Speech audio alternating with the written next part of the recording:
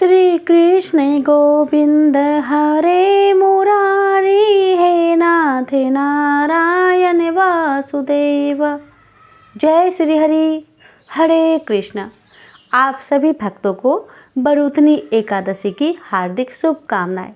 भक्तों, आज आप सभी रसपान करेंगे बरूथनी एकादशी की व्रत कथा। प्यारे भक्तों, बरूथनी एकादशी की व्रत कथा सुनाने से पहले मैं आपको एक भक्त की कथा सुनाने जा रही हूँ, जो हमें यह सिखाती है कि भक्ति केवल कर्मकांड नहीं है, बल्कि भाव और सेवा से ही पूर्ण होती है।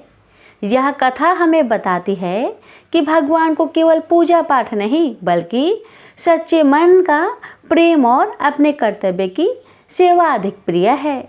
जो भक्त भाव से करता है सेवा, प्रभु स्वयं उसके द्वार पर आते हैं। इसलिए इस कथा को सुनना, समझना और हृदय में बसाना बरूथनी एकादशी व्रत को पूर्णता की ओर ले जाता है। तो आइए पहले हम सुनते हैं भक्त पुंडलिक और नामदेव जी की यह दिव्य कथा, जिसमें छिपा है एकादशी व्रत का सच्चा भाव। भक्तों, 6ठी शताब्दी में पुंडलिक नामक एक भक्त पढ़नपुर महाराष्ट्र में जन्मे। पुंडलिक जी का अपने माता पिता एवं अपने इष्ट देव श्री कृष्ण में अनन्य भाव था।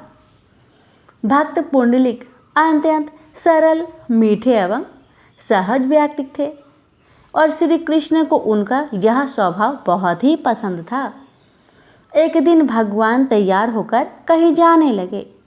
उन्हें जाता देखकर रुक्मणी जी ने उनसे पूछा, प्रभु आप कहाँ जा रहे हैं? तो भगवान ने उत्तर दिया कि वे एक भक्त के दर्शन हेतु पृथ्वी पर जा रहे हैं। यह सुनकर उनका भी मन साथ जाने को हुआ। अतः उन्होंने भी अपनी इच्छा व्यक्त की और दोनों उस भक्त के द्वार पर प्रकट हुए और बोले, पुंडलिक देखो, बालक हम रुक्मणी जी के साथ तुम्हें दर्शन देने आए हैं। उस वक्त पुंडलिक अपने पिता के पैर दबा रहे थे। तब वे भगवान से बोले, हे नाथ, मैं अभी अपने पिताजी की सेवा में लगा हूँ, तो आपको थोड़ी प्रतीक्षा करनी पड़ेगी। तब तक आप इस ईंट पर खड़े होकर थोड़ी सी प्रतीक्षा करें। यह बातें कहकर वे पुनः पिताजी की सेवा में लीन हो गए। यह वार्ता सुन रुक्मणी जी भी चकित हो गई। भगवान ने वैसा ही किया जैसे भक्त पुंडलिक ने कहा। भगवान कमर पर दोनों हाथ रखकर एक ईंट पर खड़े हो गए और साथ ही रुक्मणी जी भी ईंट पर ही खड़े होकर प्रतीक्षा करने लगी। पिताजी की सेवा से निवृत्त होकर उसने पीछे की ओर देखा। तब तक प्रभु मूर्ति रूप ले चुके थे। भक्तों, एक दिन माता पिता को किसी कार्यवश दूर अन्य गांव में जाना पड़ा। अपने पुत्र नामदेव से कहा कि हे पुत्र, हम एक सप्ताह के लिए अन्य गांव में जा रहे हैं, आप घर पर रहना। पहले विठल जी को दूध का भोग लगाना, फिर बाद में भोजन खाना। ऐसा नहीं किया तो भगवान विठल नाराज हो जाएंगे और अपने को श्राप दे देंगे, अपना हित हो जाएगा। यह बात माता पिता ने नामदेव से जोर देकर और कई बार दोहराई और यात्रा पर चले गए। भक्तों, अब नामदेव जी ने सुबह उठकर स्नान करके स्वच्छ वस्त्र पहनकर दूध का कटोरा भरकर भगवान की मूर्ति के सामने रख दिए और दूध पीने की प्रार्थना की, परंतु मूर्ति ने दूध नहीं पिया। भक्त ने भी भोजन तक नहीं खाया। 3 दिन बीत गए। प्रतिदिन इसी प्रकार दूध मूर्ति के आगे रखते और विनय करते कि हे विठल भगवान, दूध पी लो, आज आपका सेवादार यानी मैं मर जाऊंगा, क्योंकि और अधिक भूख सहन नहीं होता मेरे से और मेरे बस में नहीं है। माता पिता नाराज होंगे। भगवान, मेरी गलती क्षमा कीजिए। मुझसे अवश्य कोई गलती हुई है जिस कारण से आप दूध नहीं पी रहे हैं। माता पिताजी से तो आप प्रतिदिन भोग लगाते थे। संत नामदेव जी को ज्ञान नहीं था कि माता पिता कुछ देर दूध रखकर भरा कटोरा उठाकर अन्य दूध में डालते थे। वह तो यही मानता था कि विठल जी प्रतिदिन दूध पीते थे। चौथे दिन बेहाल बालक ने दूध गर्म किया और दूध मूर्ति के सामने रखा और कमजोरी के कारण चक्कर खाकर बेचारा गिर गए। फिर बैठे बैठे अर्जी लगाने लगा। भक्तों, उसी समय चमत्कार हुआ। उसी समय मूर्ति के हाथ आगे बढ़े और कटोरा उठाया, सब दूध पी लिया। नामदेव जी की खुशी का कोई ठिकाना नहीं था। फिर स्वयं भी खाना खाए, दूध पिए। फिर तो प्रतिदिन विठल भगवान जी दूध पीने लगे। 7-8 दिन पश्चात नामदेव जी के माता पिता लौटे तो सर्वप्रथम पूछा कि क्या विठल जी को दूध का भोग लगाया। नामदेव ने कहा कि माता पिता जी, भगवान ने 3 दिन तो दूध नहीं पिया। पता नहीं मुझसे क्या गलती हो गई, मैंने भी खाना नहीं खाया। चौथे दिन भगवान ने मेरी गलती क्षमा की, तब सुबह दूध पिए, तब मैंने भी खाना खाया, दूध पिया। माता पिता को लगा कि बालक झूठ बोल रहा है, इसलिए कह रहा है कि चौथे दिन दूध पिया। मूर्ति दूध कैसे पी सकती है। माता पिता हैरान हुए और कहा, सच सच बता बेटा, नहीं तो तुझे पाप लगेगा। विठल भगवान जी ने वास्तव में दूध पिया है। नामदेव जी ने कहा, हे माँ, हे पिताजी, वास्तव में मैं सत्य कह रहा हूँ। पिताजी ने कहा कि कल सुबह हमारे सामने दूध पिलाना, हम भी तो देखें। प्यारे भक्तों, जो खेत में बीज नहीं बोता है फिर वर्षा हो जाती है, यदि वह मूर्ख फसल पाने की आशा लगाता है तो भी व्यर्थ है। वार्थ है कि भक्ति कर्म भी करे और परमेश्वर का कृपा पात्र भी बना रहे तो जीव को लाभ होगा। परमात्मा में भाव बनाए रखने के लिए मूर्तियाँ स्थापित की जाती थी। जिस जीव का जिस भी आराध्य देव में भाव होता है वह उसे उसी रूप में दर्शन भी देता है, ताकि जीव का भक्ति और भगवान में भाव बना रहे। प्रेम से बोलिए लक्ष्मीपति विष्णु भगवान की जय। कथा अच्छी लगे तो दूसरे भक्तों को शेयर अवश्य करें, ताकि हर भक्त एकादशी व्रत में इस पावन कथा को सुनकर भगवान की कृपा प्राप्त कर सके। अब आइए रसपान करते हैं एकादशी व्रत की दिव्य कथा। ओम नमो भगवते वासुदेवाय। एक समय की बात है, एक बार नर्मदा नदी के तट पर मानधाता नाम के राजा का राज हुआ करता था। वह बड़ा ही तपस्वी थे।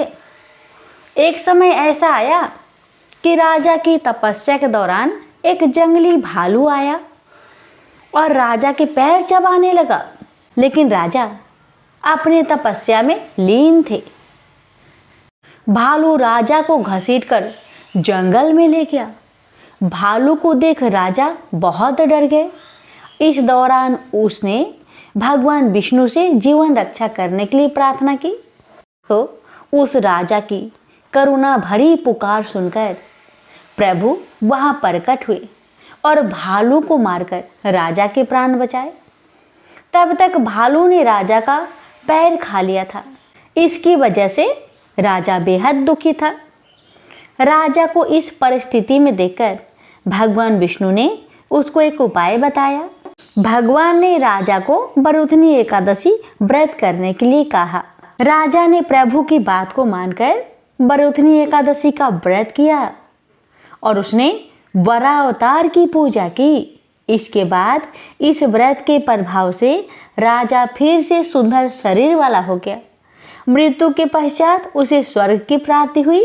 इसी तरह बरूथनी एकादशी की शुरुआत हुई। धर्मराज युधिष्ठिर बोले, हे भगवान, बैसाख मास के कृष्ण पक्ष की एकादशी का क्या नाम है, उसकी विधि क्या है तथा उसके करने से क्या फल प्राप्त होता है, आप विस्तार पूर्वक मुझसे कहिए, मैं आपको नमस्कार करता हूँ। श्री कृष्ण कहने लगे कि हे राजन, इस एकादशी का नाम बरूथिनी है। यह सौभाग्य देने वाली, सब पापों को नष्ट करने वाली तथा अंत में मोक्ष देने वाली है। इस व्रत को यदि कोई अभागिनी स्त्री करे तो उसको सौभाग्य मिलता है। इस बरूथनी एकादशी के प्रभाव से राजा मानधाता स्वर्ग को गया था। बरूथनी एकादशी का फल 10,000 वर्ष तक तप करने के बराबर होता है। कुरुक्षेत्र में सूर्य ग्रहण के समय एक मन स्वर्ण दान करने से जो फल प्राप्त होता है, वही फल बरूथनी एकादशी के व्रत करने से मिलता है। बरूथनी एकादशी के व्रत को करने से मनुष्य इस लोक में सुख भोग कर परलोक में स्वर्ग को प्राप्त होता है। शास्त्रों में कहा गया है कि हाथी का दान घोड़े के दान से श्रेष्ठ है। हाथी के दान से भूमि दान, भूमि के दान से तिलों का दान, तिलों के दान से स्वर्ण का दान तथा स्वर्ण के दान से अन्न का दान श्रेष्ठ है। अन्न का दान के बराबर कोई दान नहीं है। अन्न दान से देवता, पितर और मनुष्य तीनों तृप्त हो जाते हैं। शास्त्रों में इसको कन्यादान के बराबर माना गया है। बरूथनी एकादशी के व्रत से अन्न दान तथा कन्यादान दोनों के बराबर फल मिलता है। जो मनुष्य लोभ के बस होकर कन्या का धन लेते हैं, वे प्रलय काल तक नरक में वास करते हैं या उनको अगले जन्म में बिलाव का जन्म लेना पड़ता है। जो मनुष्य प्रेम एवं धन सहित कन्या का दान करते हैं, उनके पुण्य को चित्रगुप्त भी लिखने में असमर्थ है। उनको कन्यादान का फल मिलता है। बरूथनी एकादशी का व्रत करने वाले को दशमी के दिन निम्नलिखित वस्तुओं का त्याग करना चाहिए। कांसे के बर्तन में भोजन करना, मांस, मसूर की दाल, चने का साग, कोदो का साग, मधु यानी शहद, दूसरे का अन्न, दूसरी बार भोजन करना एवं स्त्री प्रसंग। व्रत वाले दिन जुआ नहीं खेलना चाहिए। उस दिन पान खाना, दातून करना, दूसरों की निंदा करना एवं पापी मनुष्य के साथ बातचीत सब त्याग देना चाहिए। उस दिन क्रोध, मिथ्या भाषण का त्याग करना चाहिए। इस व्रत में नमक, तेल अथवा अन्न वर्जित है। हे राजन, जो मनुष्य विधिवत इस एकादशी को करते हैं, उनको स्वर्ग लोक की प्राप्ति होती है। अतः मनुष्य को पापों से डरना चाहिए। इस व्रत के महात्म्य को पढ़ने से 1000 गौदान का फल मिलता है और इसका फल गंगा स्नान के फल से भी अधिक है। हे विष्णु भगवान, आपकी इस पावन महात्म्य कथा को कहने वाले और श्रद्धा भाव से सुनने वाले भक्तों पर अपनी कृपा सदा सर्वदा बनाए रखना। 11 माता की व्रत कथा। एक बुढ़िया माँ एक बार 11 माता का व्रत रखी। बड़े ही भाव भक्ति से पूजा अर्चना की। उन्हें वृद्ध अवस्था में क्या बाधा थी, वो तो अपने पुत्र पौत्रों की सुख सुविधा के लिए व्रत रखने लगी। वे दिन भर तो जरा कठोर मन करके अपनी प्यास को रख रही। दिन में पूजा पाठ किया, कथा सुनी और पंडित जी को मिट्टी के पात्र में भरकर पानी और ऋतुफल दान दिया। दोनों भर भर कर बूरा वितरण किया। उन्हें गर्मी के कारण बहुत बेचैनी हो रही थी। इस कारण से बड़ी देर तक पानी में पड़ी रही और पानी की कुल्ला करती रही, मुंह धोती रही। तब कहीं थोड़ा बहुत धैर्य बंध पाया। धूप तो तेज पड़ रही थी, इस कारण बार बार मुंह सूख रहा था। बूढ़ी माँ बहुत बेचैन हो रही थी। एक बुढ़ापा और दूसरे ये भयंकर गर्मी। वृद्ध अवस्था की स्थिति तो कुछ दूसरे ही प्रकार की होती है। ऐसे तैसे रो धो के दिन कट पाया। अब पहाड़ सी रात सामने थी। उसका काटना बड़ा ही कठिन दिखाई दे रहा था। खटिया पर पड़े शांति नहीं मिल रही थी। वे बार बार करवट बदल रही थी। अनेक बार वो बाहर जाती और भीतर आती। उन्हें घर के अंदर शांति नहीं थी। वे पड़ी पड़ी एकादशी माता का स्मरण करती रही। वे कहती रही कि हे माता जी, आप मेरी लाज रखेगा। आप ही मुझे शक्ति दे दीजिएगा जिससे मैं भली भांति आपका व्रत कर सकूं और ये पहाड़ सी रात शांति पूर्वक व्यतीत हो सके। प्यास के कारण बूढ़ी माँ की बेचैनी तो बढ़ ही रही थी। उन्होंने धैर्य रखने का बहुत प्रयास किया, किंतु सहनशीलता की सीमा टूट गई और वे घबराकर एकदम चिल्ला पड़ी। बोली, बचाओ बचाओ बचाओ। अम्मा का चिल्लाना सुनकर परिवार भर के नर नारी बच्चे और पड़ोसी एकत्रित होकर बूढ़ी अम्मा की खटिया के समीप पहुंच गए। सबने पूछा, अम्मा जी आपको क्या हो गया? आप क्यों चिल्ला पड़ी है? आप इस वृद्धावस्था में ये कठिन व्रत क्यों कर रही हैं? अम्मा जी ने कहा, शक्ति से ही भक्ति होती है। थोड़ी ही देर में वे फिर से बोली कि अरे हमारे प्राण तो ही निकल जा रहे हैं, मेरी छाती पर ठंडे पानी का घड़ा रख दीजिए। नातियों ने दादी की छाती पर ठंडे पानी का पात्र रख दिया। तब कहीं उन्हें थोड़ा बहुत आराम मिला और थोड़ी देर के लिए उन्होंने अपनी आंखें बंद कर ली। एकादशी माता ने सोचा कि ये बूढ़ी अम्मा है तो बहुत कठोर, जरा जाकर उसकी परीक्षा लेनी चाहिए। वे आधी रात को मुर्गा बनकर टेर लगाने लगी। मुर्गा की आवाज़ सुनकर दादी जल्दी से उठी और बाहर जाकर आसमान की ओर देखा, किंतु आसमान में कहीं उन्हें प्रातःकालीन तारा दिखाई नहीं दिया। वे सोचने लगी कि ये मुर्गा क्यों और कैसे बोल गया है। वे तो आधा रात मालूम प्रतीत होता है। उन्हें प्यास तो बहुत लग ही रही थी। थोड़ा बहुत उनका मन भी विचलित होने लगा था, किंतु अंत में उन्होंने दृढ़ निश्चय किया कि मैं अब व्रत को पूर्ण करके ही छोड़ूंगी, चाहे कुछ भी हो जाए, मेरा प्राण ही क्यों ना निकल जाए। ये सोचकर फिर वे खटिया पर शिथिल होकर सो गई। थोड़ी ही देर में एकादशी माता ने उनकी फिर से परीक्षा लेनी चाहिए। एक छोटी सी बालिका एक गिलास में शरबत लेकर उनके सिरहाने खड़ी हो गई और जोर से बोली, दादी जी सवेरा हो गया, हाथ मुंह धोकर शरबत पी लीजिएगा। पहले तो शरबत का गिलास देखकर उनका मन ललचाने लगा, किंतु अचानक व्रत का स्मरण हो आया और उन्होंने सोचा कि मैं किसी भी प्रकार से अभी शरबत नहीं पी सकती हूँ, और वे शांतिपूर्वक अपनी खटिया पर लेट गई। फिर थोड़ी देर में उन्हें ऐसा लगा कि जैसे किसी ने उन्हें पानी के कुएं में पटक दिया हो।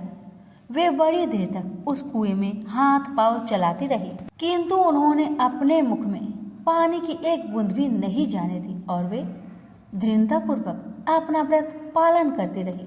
थोड़ी ही देर में न जाने कहां से सामने आग जलने लगी, जिससे भारी गर्मी बढ़ने लगी। प्यास के कारण प्राण निकलने लगे, किंतु बूढ़ी अम्मा का कुछ भी नहीं बिगड़ पाया। वे जहां की तहां मुस्कुराती हुई बैठी रही। थोड़ी ही देर में बाहर प्रकाश दिखाई देने लगा। ऐसा लगा कि जैसे सवेरा हो आया। बूढ़ी अम्मा ने जब बाहर निकलकर देखा तो समझ गई कि अभी सवेरा होने में 3-4 घंटे की देरी है। यह जानकर वे शांतिपूर्वक इधर उधर घूमने फिरने लगी। एकादशी माता ये बात अच्छी तरह से समझ गई कि ये बूढ़ी अम्मा किसी भी प्रकार से अपने व्रत से नहीं टल सकती। वे उनके सत्य व्रत को ही अच्छी तरह से समझ गई। सवेरा होते ही बूढ़ी माँ ने स्नान किया, भगवान का पूजा पाठ किया, एकादशी माता की कथा सुनी, ब्राह्मणों को दक्षिणा देकर भोजन करवाया। तब कहीं बूढ़ी अम्मा ने जल ग्रहण किया। कन्याओं को भोजन कराने के बाद अम्मा ने भोजन किया। उस श्रेष्ठ व्रत के प्रताप से बूढ़ी अम्मा की आयु में वृद्धि हो गई। उनका घर परिवार हरा भरा हो गया। घर में अब उनके कोई भी अभाव नहीं रहा। वे हर तरह के सुख साधनों से संपन्न हो गई। नाती नातिनों से उनका घर भर गया और वे उसी दिन से 12 महीने की एकादशी का व्रत करने लगी। एकादशी माता के व्रत के प्रताप से इस संसार में हर प्रकार के सुख भोग कर अंत में बैकुंठ धाम को चली गई। से बोलिए एकादशी माता की जय। आप श्रवण करें जगदीश जी की आरती। ओम जय जगदीश हरे, स्वामी जय जगदीश हरे, भक्त जनों के संकट क्षण में दूर करे। ओम जय जगदीश हरे, जो ध्यावे फल पावे, दुख बिन से मन का, स्वामी दुख बिन से मन का, सुख संपत्ति घर आवे, कष्ट मिटे तन का। ओम जय जगदीश हरे, मात पिता तुम मेरे, शरण कहूँ किसकी, स्वामी शरण कहूँ किसकी, तुम्हें बिनु और न दूजा, आस करो जिसकी। ओम जय जगदीश हरे, तुम्हें पूर्ण परमात्मा, तुम अंतर्यामी, पर ब्रह्मा परमेश्वरी, तुम सबके स्वामी। ओम जय जगदीश हरे, तुम करुणा के सागरी, तुम पालन करता, मैं मूरख खल कामी, कृपा करो भरता। ओम जय जगदीश हरे, तुम हो एक अगोचरी, सबके प्राणपति, प्रभु सबके प्राणपति, किस विधु मिलू दया मिली, तुमको मैं घूमती। ओम जय जगदीश हरे, इन बंधु दुख हरता, तुम ठाकुर मेरे, प्रभु तुम ठाकुर मेरे, अपने हाथ उठाओ द्वार पर तेरे। ओम जय जगदीश हरे, विषय विकार मिटाओ, पाप हरो देवा, श्रद्धा भक्ति बढ़ाओ, संतन की सेवा। ओम जय जगदीश हरे, तन मन धन और संपत्ति, सब कुछ है तेरा, प्रभु सब कुछ है तेरा, तेरा तुझको अर्पण क्या लागे मेरा। ओम जय जगदीश हरे, जगदीश्वर जी की आरती जो कोई नर गावे, कहते शिवानंद स्वामी, मनोवांछित फल पावे। ओम जय जगदीश हरे। प्रेम से बोलिए विष्णु भगवान की जय। अब श्रवण करते हैं एकादशी माता की आरती। ओम जय एकादशी, जय एकादशी, जय एकादशी माता, विष्णु पूजा व्रत को धारण कर शक्ति मुक्ति पाता।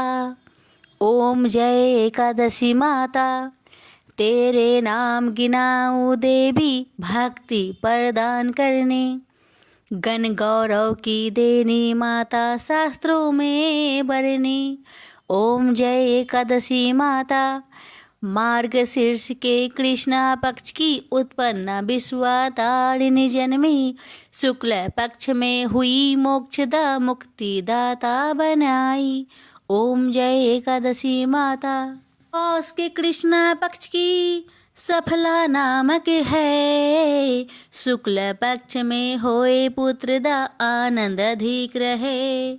ओम जय एकादशी माता, नाम सटटिला माघ मास में कृष्ण पक्ष आवे, शुक्ल पक्ष में जया कहावे, विजय सदा पावे। ओम जय एकादशी माता, विजया फाल्गुन कृष्ण पक्ष में शुक्ल आमल की, पाप मोचनी कृष्ण पक्ष में चैत्र महाबली की। ओम जय एकादशी माता, चैत्र शुक्ल में नाम कामदा धन देने वाली, नाम बरुथनी कृष्ण पक्ष में वैशाख महावाली। ओम जय एकादशी माता, शुक्ल पक्ष में होई मोहिनी, अपरा ज्येष्ठ कृष्ण पक्षी, नाम निर्जला सब सुख करने कृष्ण पक्ष रखी। ओम जय एकादशी माता, योगिनी नाम आषाढ़ में जानो, कृष्ण पक्ष करनी। देवशयनी नाम कहायो, शुक्ल पक्ष धरनी। ओम जय एकादशी माता। कामिका श्रावण मास में आवे, कृष्ण पक्ष कहिए। श्रावण शुक्ल होए पवित्र, आनंद से रहिए।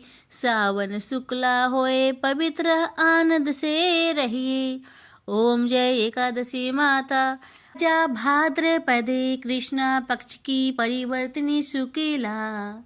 इंद्र आश्विन कृष्ण पक्ष में व्रत से भाव सागर निकला। ओम जय एकादशी माता। पापंकुशा है शुक्ल पक्ष में आप हरण हारी। रमा मास कार्तिक में आवे, सुखदायक भारी। ओम जय एकादशी माता। देवोत्थानी शुक्ल पक्ष की, दुख ना सके मैया। देवोत्थानी शुक्ल पक्ष की, दुख ना सके मैया। पावन मास में करूँ विनती, पार करो नैया। पावन मास में करूँ विनती, पार करो नैया। ओम जय एकादशी माता। परमा कृष्ण पक्ष में होती, जन मंगल करनी। परमा कृष्ण पक्ष में होती, जन मंगल करनी। शुक्ल मास में होए पद्मिनी, दुख दरिद्र हरनी। शुक्ल मास में होए पद्मिनी, दुख दरिद्र हरनी। ओम जय एकादशी माता। जो कोई आरती एकादशी की, भक्ति सहित गावे। जो कोई आरती एकादशी की, भक्ति सहित गावे। जन गुरु दिता स्वर्ग कबासा, निश्चय वह पावे। जन गुरु दिता स्वर्ग कबासा, निश्चय वह पावे। ओम जय एकादशी माता। जय एकादशी माता। प्रेम से बोलिए एकादशी माता की जय। हे भगवान श्री हरि, व्रत कथा सुनाने में मुझसे जो भी त्रुटि, भूल या कमी रह गई हो, वह मेरी अज्ञानता या असावधानी के कारण हुई है। कृपया मेरी श्रद्धा को स्वीकार करें और उन सभी त्रुटियों को क्षमा करें। आपकी भक्ति में मेरी आस्था बनी रहे, यही मेरी प्रार्थना है। क्षमा करें, क्षमा करें, क्षमा करें प्रभु। और आपकी इन पावन कथा को सुनने वाले सभी भक्तों पर अपनी कृपा सदा सर्वदा बनाए रखे, उनके व्रत को सफल करे। जय श्री हरि।